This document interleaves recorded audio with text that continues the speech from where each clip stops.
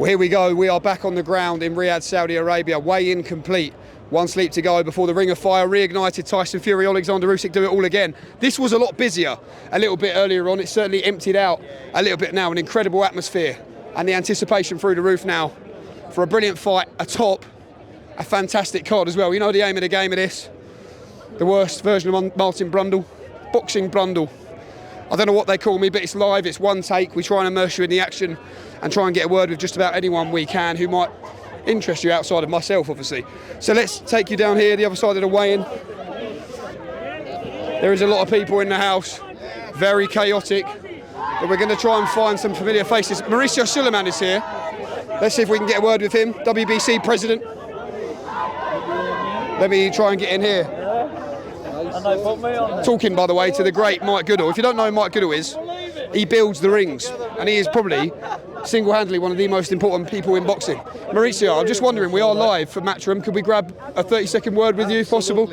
First of all, talk us through this wonderful belt and also what it means to you and the WBC to be here and a part of this magnificent event. Well, this is the 50th anniversary of the Rumble in the Jungle. Ali and Foreman fought 50 years ago for the heavyweight championship. Tomorrow, Fury Usyk battle for the heavyweight championship. This was designed and made in Africa, in the heart of Africa, and is a celebration of life through boxing. How excited, Mauricio, are you, as a fan, though, to take your seat ringside and watch greatness tomorrow in the main event? It's very, very difficult to describe in words, because the emotions, the atmosphere, the unbelievable readiness of both fighters is something I have never experienced. Mauricio, I hope you have a wonderful time, a wonderful evening. Thanks for everything you do. To Matchroom. What you do in boxing is very special. You have kept boxing alive. And thank you to the WBC as well, my friend. Thank you very much. Mauricio Sulaiman in the house. Let's float back through the crowd. As you can see, it is very busy here.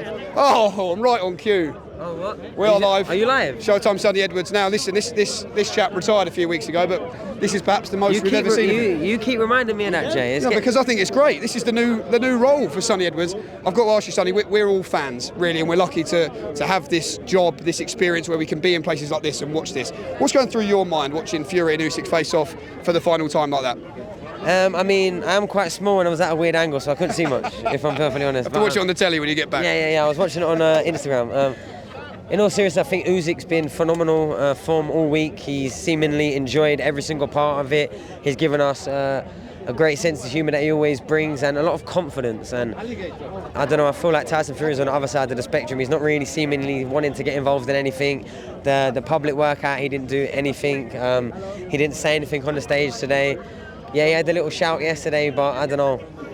Yeah, I think if you ask me, especially maybe with the mindset I was in my last fight, yeah, the body language and the non-verbals don't look the best for Tyson, but maybe he's just zeroing in, really making sure that he's not giving up no energy or giving Usyk anything to sort of feed off. I think there's a lot of travelling support for both fans, but yeah, I don't know. It doesn't look like the best signs for Tyson Fury, if you ask me. Do you know what the good news is, Sonny?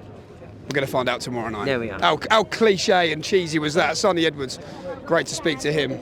Let's keep moving through the crowd. Now, I always do say, I don't have a producer in my ear, so I have to try and spot people myself and talk and fill the gaps. Not that I'm making excuses for myself, but I am. So let's see. I did just see the Cobra. Oh, look who it is. It's Carl Froch. Let's see if we can grab a word. Carl, are you live? Can we grab 30 seconds for you, Carl? We are live. Oh, you're going live? It's for Matchroom. We're live. One take. The Cobra is here. I know, why do I keep doing that? Cole, no stranger to a big event yourself, but what's going through your mind watching this? This is big, isn't it? This is extremely big. Yesterday it was a bit more juicy, wasn't it? Because they stared off each other for 10 minutes, and then Tyson started blurting profanities, which I don't think was good for him. It was like an angry man wanting behind the wheel of a car getting road rage. I don't think that did him any good. Not much happened, but just the confidence and the smile and the poise of Usyk. He just oozes class, doesn't he? And with the first fight going the way it went in round 9, I've made him a favourite all week, and I'm even more convinced. But you know, you can't write off Tyson. He's a big lad, he's strong, but I think that's too heavy. I think 20 stone I think if you don't get him out of there in the first 3 or 4 rounds, he's going to blow a gasket. He's going to feel that extra weight himself. I don't think he's done himself any favours. I might be wrong, because he might go in there, lean on Usyk, catch him, and try and get him out there. That must be his game plan. But I'll tell you what, I haven't been this excited for a fight in such a long time. I cannot wait. Are you behaving this week? I always behave myself, don't I? Always on good behaviour. The Cobra Carl Froch. Carl, thank you so much for speaking to us. The stars in town. Sorry to the fans, I think I jumped in front of the queue there. Let's work our way through. I'm really sorry, my friend. Can I jump behind you? Sorry, producer Luke. Radio Raheem in the house. Radio Raheem, in one sentence. Of course. How does this go tomorrow night? What do you see? I think it's an opposite clash from what we saw the first time. Fury being 55 pounds the difference. He's not in there to do that pace that we saw. He's not going to be chasing the rabbit. He's going to be leaning on him. He's going to be grabbing him. He's going to be mauling him. He's going to be trying to control the pace. This is a fight where whoever controls the pace controls the scorecard. That's what we're going to see tomorrow night. Brilliant stuff. Radio Raheem. And the bear. Radio Raheem is in the house. Raheem, thanks for joining us. Charlie Parsons is here. Mr. Big Time himself, doing an interview with Amir Khan, so we don't want to interrupt that one. Zizo's here. Zizo, listen, you represent Saudi Arabia with pride. Yes, you get to enjoy this one as a fan. We've got time for a quick sentence, but what does this mean to Saudi Arabia to stage this event?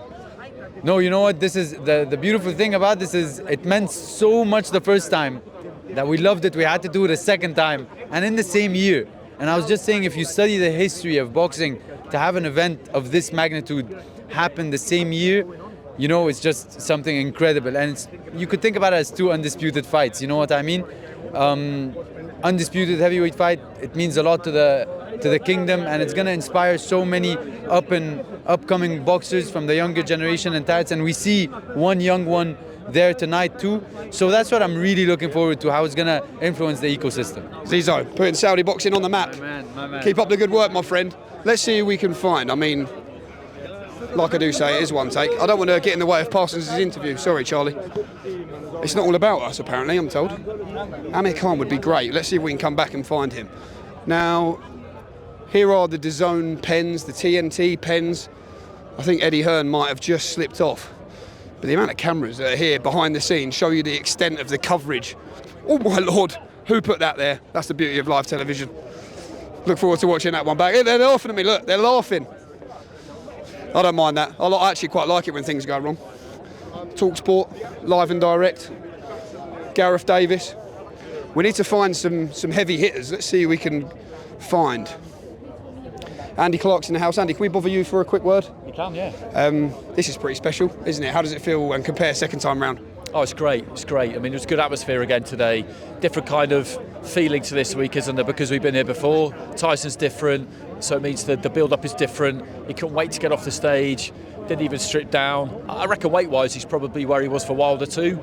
He's probably got half a stone's worth of gear on there. Usyk's got 2 or 3 pounds on him, clothes-wise, so he's probably exactly the same as he was last time. It's just that he can't wait, Tyson, can he, to get his hands on him? He just cannot wait.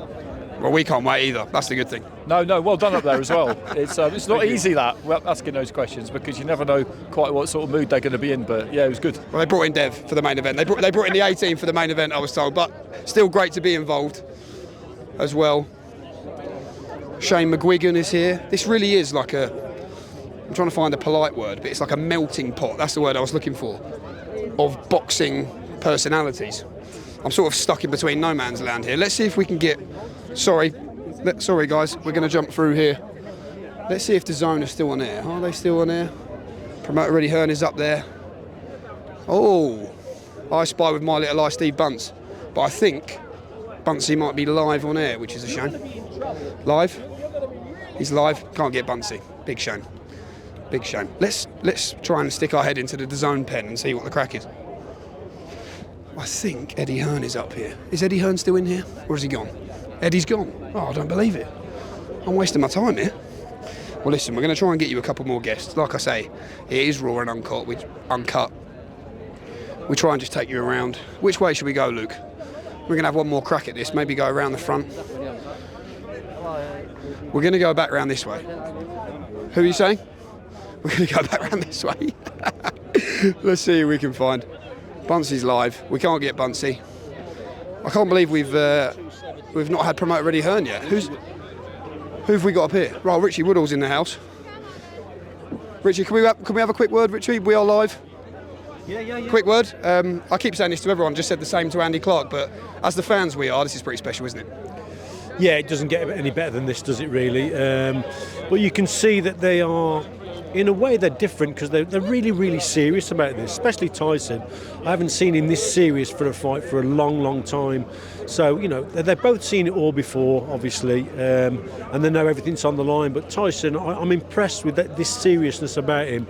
It really impresses me. Well, let's bring in Cole. We are live. Can we just bring you in for a quick word alongside Richie here? No, you're great. Come in, whatever side you want. We're just talking about the weight of Tyson Fury, the seriousness, the verbals all week. How do you see it? I like to see what I've seen this week from Tyson Fury. I think it suggests that he's going to be aggressive in the fight. I think that he has to be aggressive in the fight to have a better chance of winning it. He can't be reckless though. He can't be walking forward. I mean, I think he needs to be smarter than the second performance against Wilder. But there's got to be something like that, more aggressive.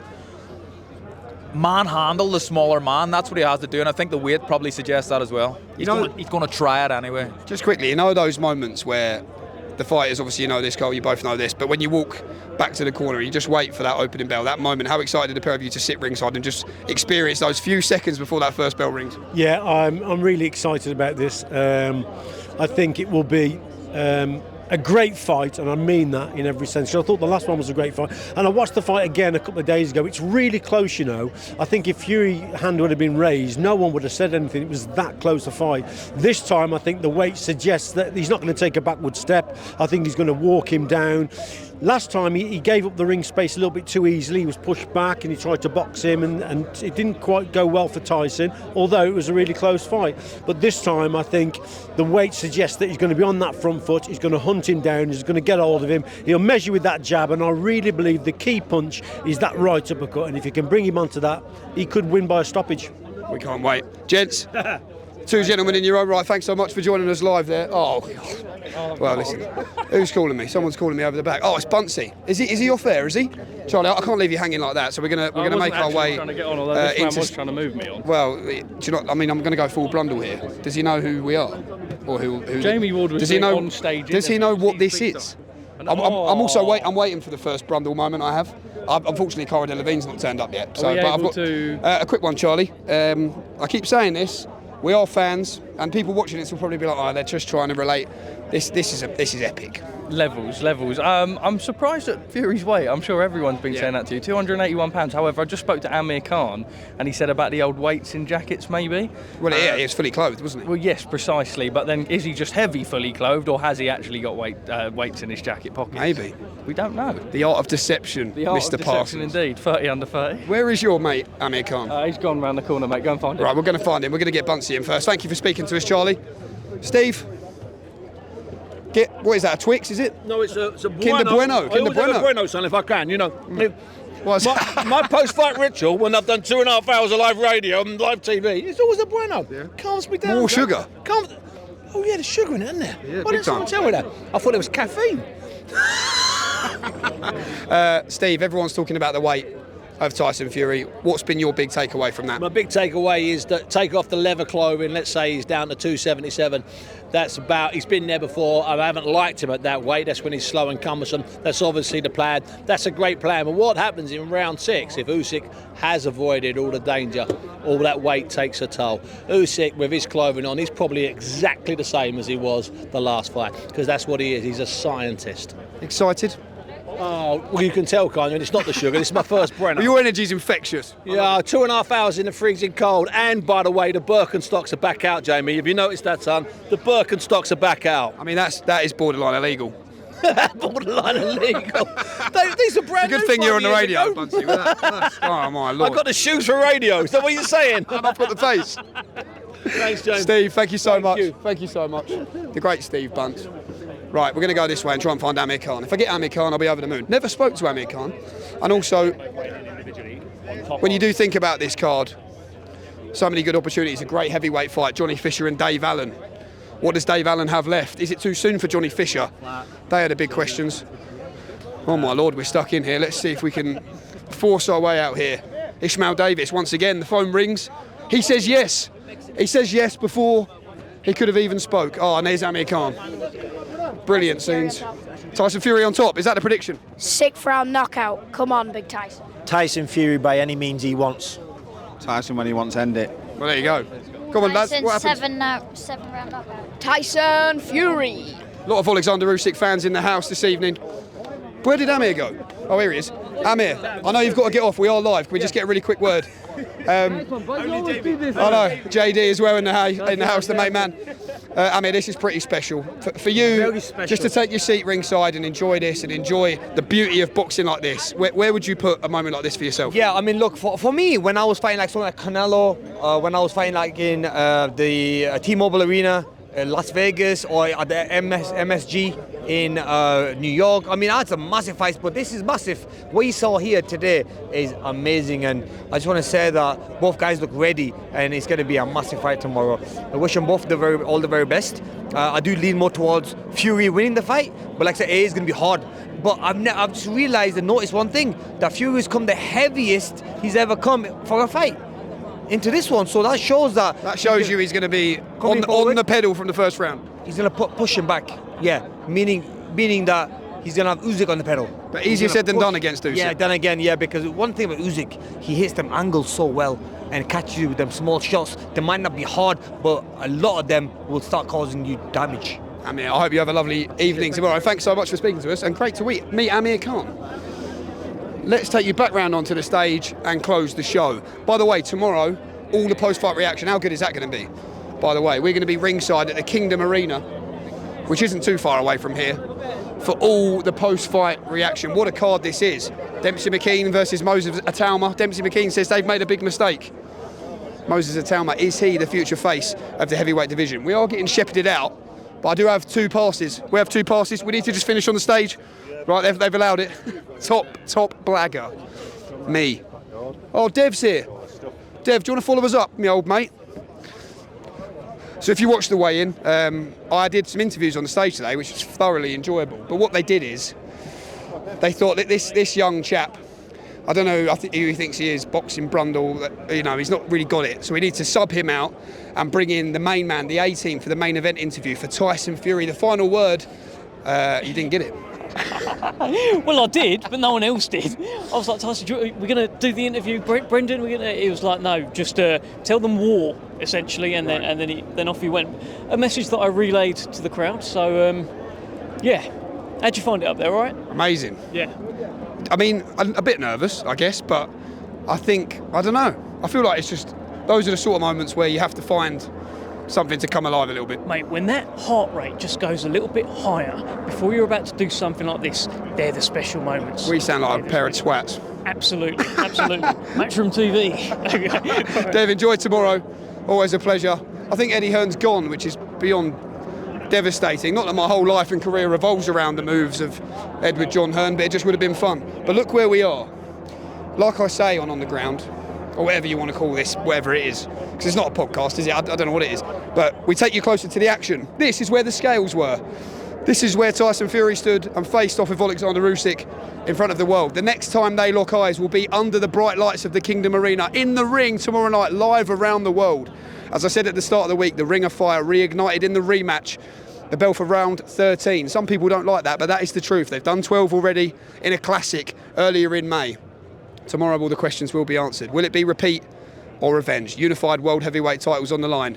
Usyk, Fury 2. Join us tomorrow back on the ground for all the post-fight reaction. What a week. And we're only just getting to the fun part now.